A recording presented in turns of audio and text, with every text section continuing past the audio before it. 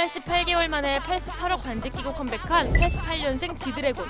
예전부터 사복뿐만 아니라 앨범 사진에서도 88 올림픽 모자를 썼고요. 컴백해선 88년생 친구들을 모아 예능도 찍을 만큼 누구보다 88년도에 진심인데요.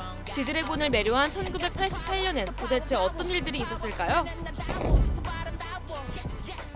지드래곤의 타이틀곡인 Too Bad, 뮤직비디오에 쓰고 나온 맥도날드 모자가 눈에 띄는데요. 이것도 다 이유가 있었으니 바로 1988년 맥도날드가 한국에 처음 매장을 연 해입니다. 당시 가장 핫했던 압구정 로데오 입구에 입점했고요. 하루 평균 약 1,500에서 2,000명의 인파가 몰렸을 정도로 인기는 대단했죠. 가격표를 보면요. 당시 빅맥은 2,400원, 지금으로 치면 약 12,000원인 겁니다. 한 달 용돈이 얼마죠? 한 6, 7천 원 되는데요. 지금 먹고 있는 그 음식값이 얼마예요?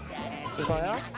5천 정도 됐어요. 다소 비싼 가격에도 외국 프랜차이즈 입점에 남녀노소 할 것 없이 맥도날드를 찾았고 이곳은 청춘 남녀들의 만남의 광장이 되기도 했습니다.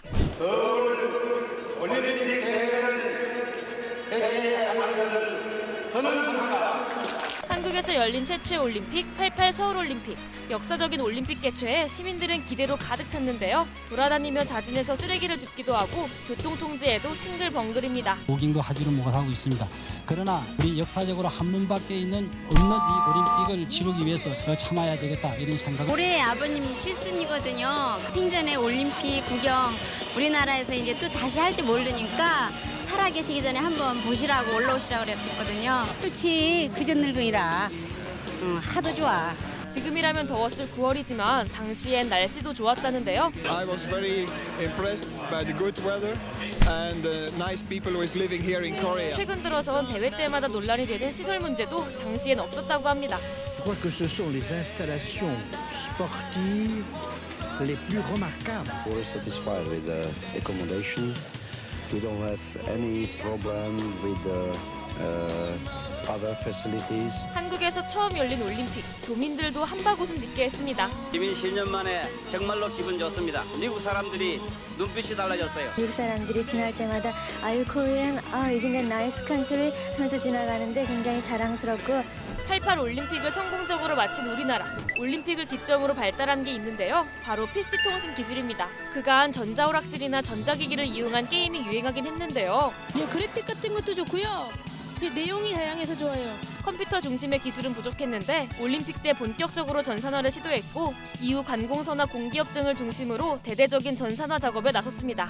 이런 흐름에 따라 학교에선 컴퓨터 수업을 하고 회사에선 재택근무를 도입하며 디지털 문화의 시작을 알렸죠. 저희들이 다시 해보고 반복하고 싶은 것은 반복할 수 있기 때문에 선생님이 가르쳐 주시는 걸 비해서 저희가 배우기가 훨씬 쉽다고 생각합니다. 제가 원하는 시간에 언제든지 텔레비를 보다가 또는 밖에서 무슨 일을 하다가도 아이디어가 떠오르면 그 아이디어를 항상 컴퓨터에 연결된 제 프로그램과 연결을 해서 작업을 할 수가 있습니다. 이렇게 기술은 발전했지만 나아지지 않은 것도 있었는데요. 유전무죄, 무전유죄. 탈옥수 지강원이 남긴 말을 기억하시나요? 상습범죄로 11범이던 지강원은 한 번 더 절도를 저지르며 체포됐고 17년 징역 선고를 받게 됩니다. 무거운 형량에 불만이었던 지강원은 보호감옷으로 이동 중 권총을 탈취한 뒤 탈옥했는데요. 이후 지강원 포함 4명은 서울의 한 가정집에 침입해 인질극을 벌였습니다. 이거 어떤 발언을 해도 몰라. 알았어. 거기에 대해서 명령할. 심사. 이거 가라. 지하로 지키지 말고 우리 정선대에 있는 우리 친구들 가족들에게 연락이 될 수 있게끔 그래. 빠른 시간 안에 연락하는데 치안에 대해서 너무 불만이 많어. 이게 어디 재수가 판사 검사를 거부로 살 수가 있는 거야. 이는 사람을 죽이고도 나가는 사람이 있는 반면에 당시 전두환의 동생 전경환은 70억을 횡령하고 징역 7년을 선고받았는데요. 그에 반해 지강원은 약 500만 원을 훔치고 17년 형량을 받아 이런 사회의 부조리함을 비관한 겁니다. 이런 맥락으로 유전무죄, 무전유죄라는 말이 나온 것이고요. 인지를 해치지도 본인이 가지고 있던 권총으로 누군가를 쏘지도 않은 지강원. 유리 조각을 쥐고 울부짖다 끝내 경찰에 사살되며 사건은 마무리됩니다. 88년 끝자락에 자리한 사건이자 어쩌면 아직도 우리나라에 큰 영향을 끼치고 있는 일도 있었는데요.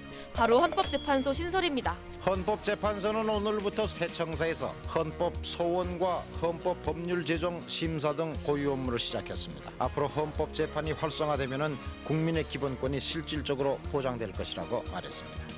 1988년 이전에는 대법원과 국회가 헌법재판소의 역할을 일부 담당했는데요. 대법원이 제한적인 헌법 해석을, 국회가 탄핵 심판을 맡았지만 제대로 된 헌법재판 역할을 수행하기엔 부족했죠. 87년 민주화 이후 개헌이 이뤄졌고 독립적인 헌법재판 기관인 헌법재판소가 신설된 겁니다. 당시 법무부가 최종 확정한 헌법재판소 법안 주요 내용을 보면 법률의 위헌 여부와 탄핵 심판, 헌법 소원과 권한쟁의 심판 등이 있습니다.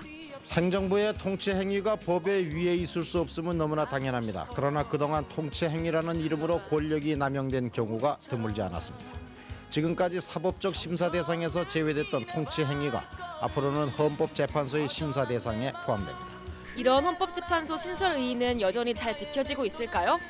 헌재 신설을 끝으로 88년도에 일어났던 다양한 사건들을 알아봤는데요. 크랩이 미처 담지 못한 1988년에 생긴 일들 중 기억나는 게 있다면 댓글로 남겨주세요.